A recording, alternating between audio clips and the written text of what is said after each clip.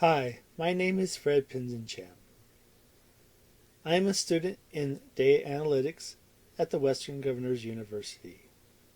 I'm a teacher by trade and hope to enlighten you about neural networks use in the stock market. Here's a couple of takeaways I'll hope you get from this presentation.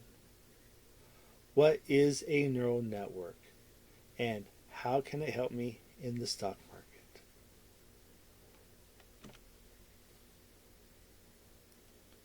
The question I am proposing is, can a recurring neural network predict a stock price? For this question, I have constructed two hypotheses. The initial hypothesis is that it cannot be used to predict a price of a stock. That leaves the alternative hypothesis that it can be used to predict the stock price.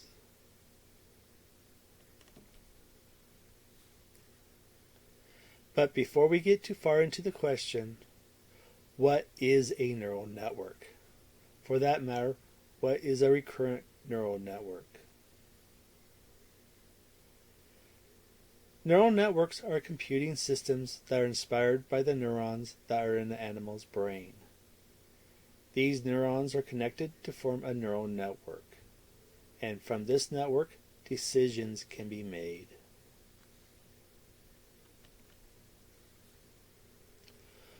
What is a recurrent neural network? A recurrent neural network is a type of neural network that works with sequential data. This sequence of data can be dots on a picture or series of time events. The data is fed into the network. The data is sent back through the neurons. This lets the network learn the data. The information is then sent to the output layer.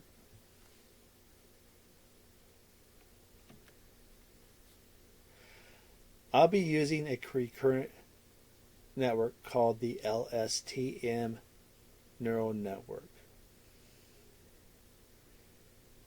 LSTM is short for long short-term memory.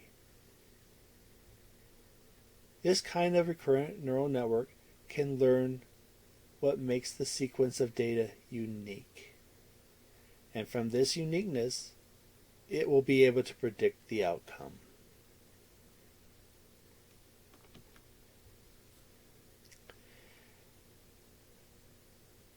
Now that we know what neural networks are, let's get into the process of data analytics.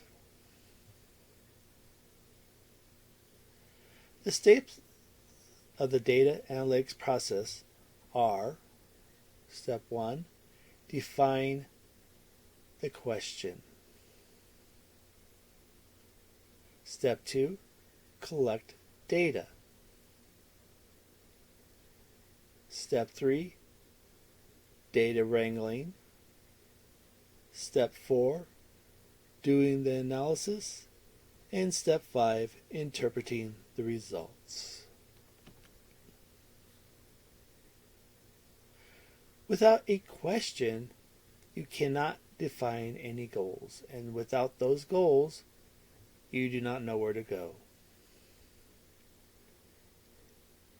The question I proposed was, can a recurring neural network predict stock prices?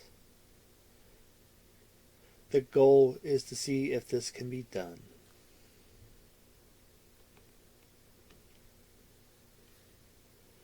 What data do I need to answer the question? Well, stock market data. Should I use all the data from the stock market? Well, that would be too much data. I'll need to limit the number of stocks to use. Now, which stocks? Some of my favorite stocks are tech companies. Now, I could get the data directly, or could the data be already available? The stock indexes for Apple, Amazon, and Meta were found.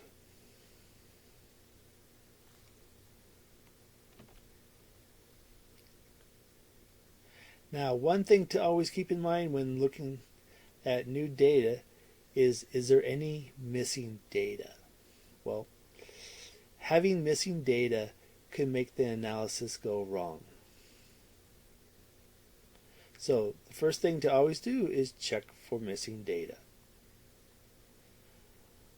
I found that not all the stock indexes started on the same day. Neither did they end on the same day. Well, would truncating the beginning and end of this data give us enough data for analysis?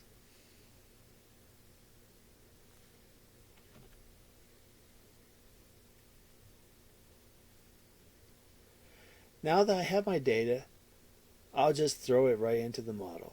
But wait. That will only allow me to take one feature of a stock to predict the next.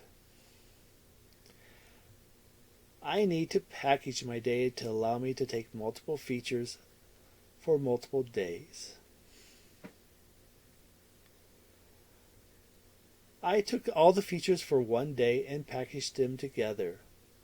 Then I packaged those days for the days I wanted for the prediction. Then I started all over again and moved to the next day. Now my data is packaged for my model.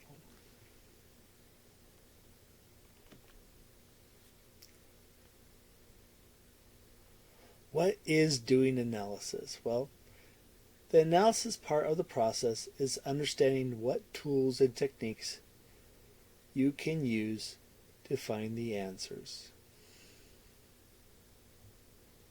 Then using those tools and techniques to find an unbiased answer.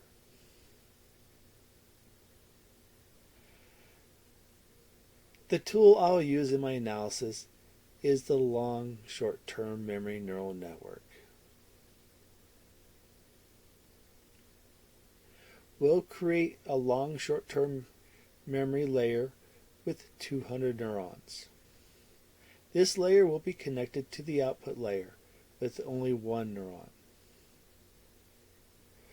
Why will we only need one neuron in the output layer? We'll only be predicting one number. Now it's time to find out our predictions.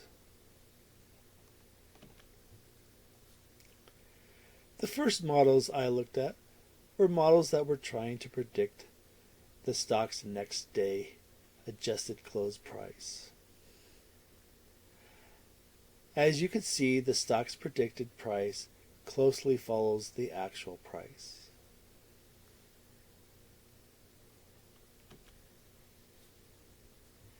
These next models show how well Apple stocks can predict the other two stocks. Or better, how the Apple stocks cannot be used to predict the other two stocks.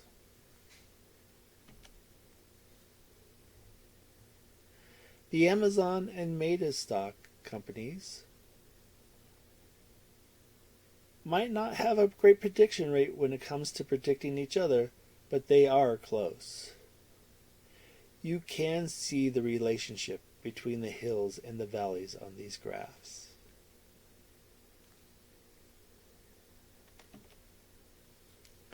Now, graphs are nice to be able to see the overall picture, but our eyes can be deceived. For this, we use metrics. Well, what are metrics? Metrics are methods used to measure something. One metric is an error. An error is just the difference between two numbers. By adding them all up and finding the average, we have a number called the mean error. Squaring this will always allow us to have a positive number and is called a mean square error. The smaller the mean square error, the better. Another metric that is used is called the correlation. Correlation is a measure of how two lines on the graph move. With a high correlation is when the lines move together. A perfect correlation would have a score of 1, while no correlation would have a score of 0. With a score of 0 or a low correlation, there is a small to no relationship between how the lines move. Now that we know what metrics we are using, let's take a look at the first stocks. These are the models of the stocks predicting themselves. As you can see, all the models did very well with an extremely high correlation of almost 1. And they all had a very low mean square error.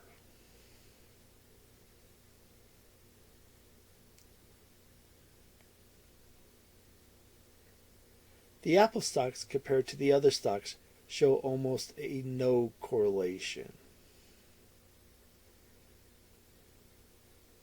The Amazon and the Meta stocks show a high correlation with a relatively low mean square error. This is why these two stocks would be useful in predicting each other's stock price.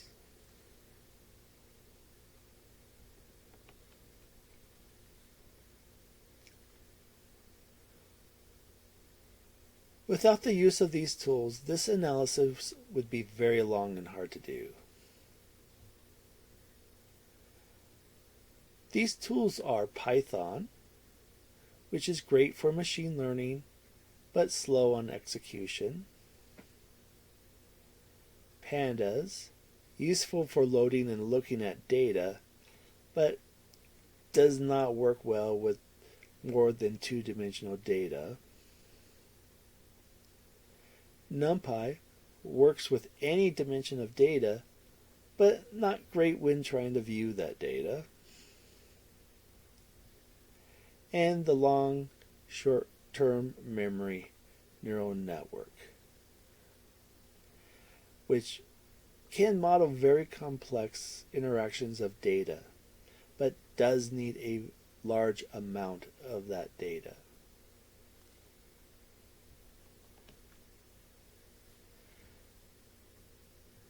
So, further research should be conducted on the long short-term memory model. This model has many parameters that could be tweaked, and tweaking these parameters could lead to a better prediction of the stock's value. Another area of research would be how the data is packaged. How would sending the data in different dimensions change the model's rate of prediction? And which of the features is absolutely needed for these predictions?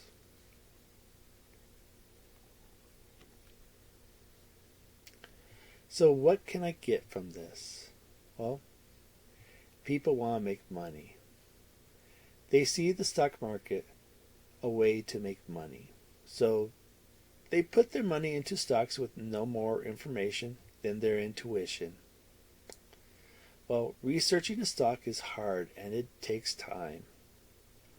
Well, what if you could do a future market analysis with just a few clicks? How would you make better decisions on which stocks you purchase? You will have more confidence in the stocks you choose. You would spend less time and money on researching the stocks, and most importantly, you will make more money. And thank you for being at my presentation.